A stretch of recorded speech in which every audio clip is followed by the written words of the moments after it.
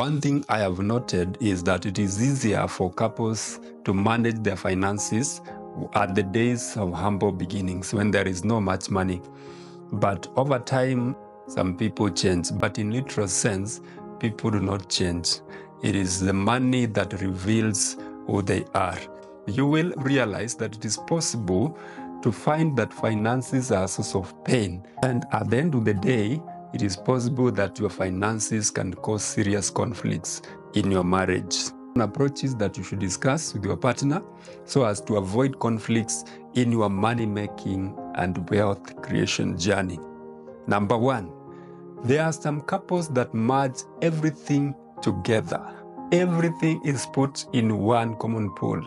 These are the people who mostly use joint accounts.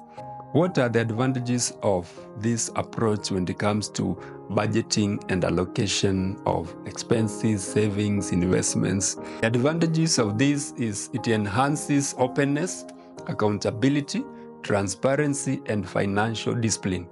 Nothing is hidden.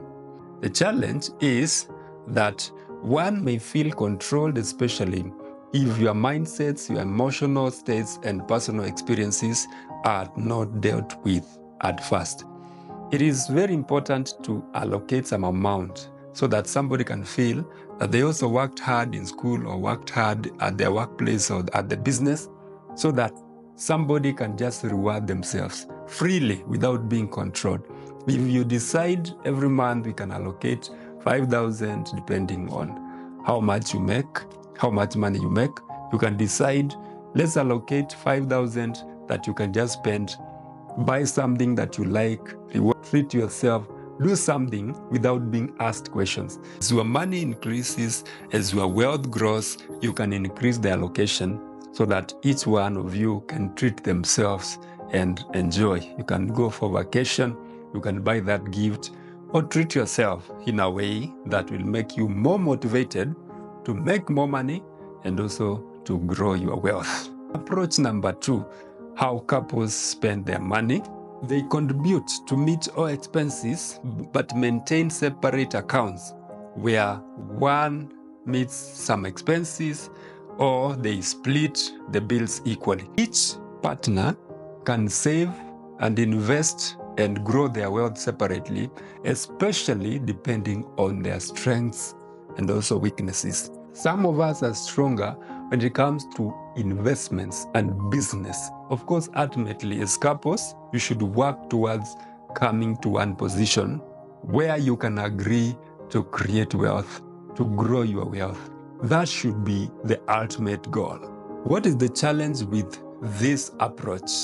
It can elicit conflict when one spends carelessly or wastefully. You can have conflicts, especially if you have decided we contribute for the bills or we split the bills, but you spend the rest of the money the way you would want. It can easily elicit conflict, especially if my spouse notes that I am wasteful in the spending. There is less room for openness, accountability, transparency, and financial discipline. So you may miss on that aspect of openness, transparency, and accountability. And this is the reason why, for some couples, there is a possibility of serious conflict. If, for example, you have secret parcels of land, secret investments, secret businesses, one day it is possible for one to wonder why you have kept all that in secret. Some people have bought property without letting their spouses know. So it's possible to hide things. And this is the risk with this approach. You can find yourself in a state of secrecy, operating at a state of secrecy, lack of transparency, lack of openness, which is a risk.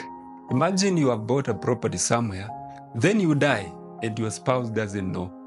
It is something that can benefit your children, can benefit your family, but because of that secrecy or lack of transparency, openness, and accountability, you end up leaving that property. So at the end of the day, the property is taken over by other people, the caretaker or other people who know that these people or the owner is dead and no one has claimed that asset.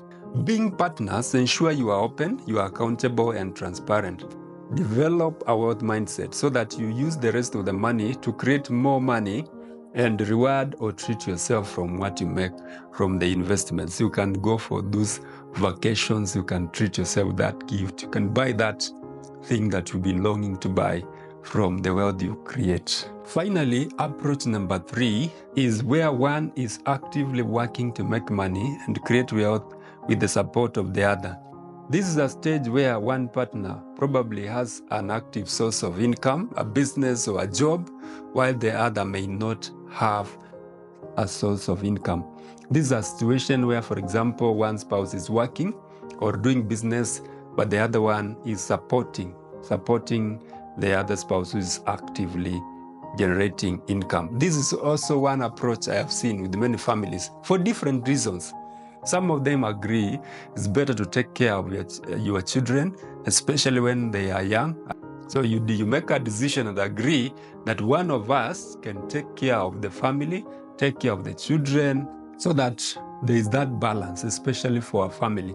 For those of us who are married, that is a serious consideration. So you can decide, for example, the man goes out to hunt, to work hard, and the wife is supporting, taking care of bills, as long as the two of you can agree. As long as the two of you have discussed, as long as the two of you are not in conflict about that approach, it is a good approach, because it enhances the balance of taking care of a family, and especially when children are very young, because you do not want to leave them, both of you, working very hard and ultimately losing your children. At the end of the day, you may end up using the same wealth to take care of them in rehabilitation centers. So that is also another common approach that I have seen with many couples. And as long as you can agree, it works, and works well, as long as both of you are in agreement. So the advantage with this is that one can take care of projects, can take care of home, can take care of children and other affairs of the family. You can take care of investments that you are running. You can take care of a house construction somewhere. It will help to reduce the cost of hiring someone as a supervisor, hiring someone to take care of your children at home. That is an advantage with that approach. What is the challenge with this approach? The challenge with this approach is somebody can feel like they are not being utilized, or they are not contributing sufficiently to the wealth or to the money. They feel like they are not being utilized to make money and also create wealth for the family. But as long as the two of you can discuss and agree, the contribution of the other partner who is not actively working is very important. It may not be quantified in terms of monetary value, in terms of numbers, but its impact is lifetime. When you take care of your home, when you take care of your projects, when you take care of your children, you may not measure that, but the effects and the results are long-term, and they will be seen in the lives of the children. Always support each other at all stages of life, because seasons can change for everyone. Sometimes somebody can lose a job, sometimes business can go down, and instead of struggling with it, if your spouse is doing better in their job or in their business, you can instead take a pause as you re-strategize. Then the other spouse supports you, or then your spouse supports you as you re-strategize on the way forward. Number 2, foster a positive attitude towards the financial journey and be ready to learn and make necessary adjustments in every step and season. You have to decide that we are in this together as couples, and the journey of making money and wealth creation is ours. It is not a one-sided thing. So thank you for joining me today. I wish you success in your financial journey as a couple. Kindly consider subscribing to this channel. Click that notification bell so that you are notified when we upload another video. Thank you very much, and bye-bye.